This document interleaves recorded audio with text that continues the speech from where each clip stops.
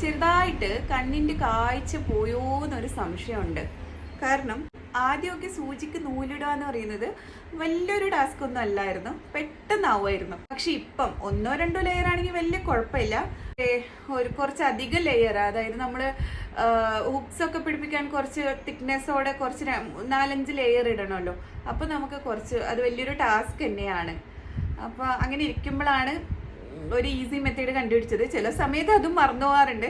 എന്നാൽ നിങ്ങൾക്ക് കാണിച്ചു തരാം. ബാ, ആദ്യം സൂചി എടുക്കുക. എന്നിട്ട് സൂചിക്കകത്തോട്ട് ഇതുപോലെ ഒരു ലെയർ ത്രെഡ് ഇട്ട് കൊടുക്കുക.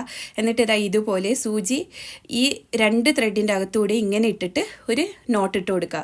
ഒരു ചെറിയ നോട്ടായതുകൊണ്ട് തന്നെ ഈ നോട്ട് സൂചിയുടെ അതിൻ്റെ അകത്തൂടെ കയറിപ്പോയി. എന്നിട്ട് ഒരറ്റത്ത് നിന്ന് ഇതുപോലെ വലിച്ചാൽ എത്ര ലെയർ ത്രെഡ് വേണമെങ്കിലും നമുക്ക് ഇതുപോലെ കയറ്റി കൊടുക്കുക. ആദ്യം നമുക്ക് വേണ്ട ലെങ്ത് ഒന്ന് ഫിക്സ് ചെയ്യുക, അത്രേ ഉള്ളൂ. ഭയങ്കര സിമ്പിളാണ്. ഒരു 2 പ്രാവശ്യം വീഡിയോ കണ്ടു നോക്കുക. എന്നാൽ okay, bye bye from Hiba's designs.